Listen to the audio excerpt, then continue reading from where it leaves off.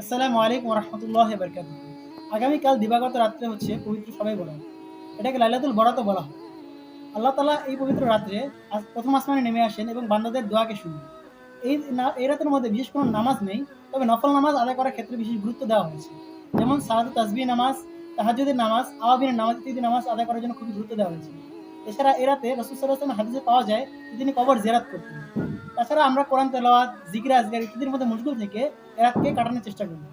আর এই রাতের মধ্যে যতটুকু সম্ভব গুনাহ হতে বেঁচে থাকার চেষ্টা করব। আর যদি কোনো ব্যক্তি এই রাতের মধ্যে ঠিক তেমন ইবাদত করতে না পারে, সে যাতে এশার নামাজ জামাতের সাথে আদায় করে আর ফজরের নামাজ জামাতের সাথে আদায় করে।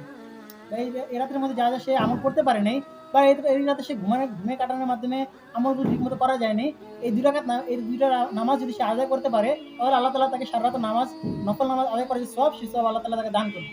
এভাবে আমরা বুঝবো এবং আমল করার চেষ্টা করব। আল্লাহ তৌফিক দান করুন। আমিন।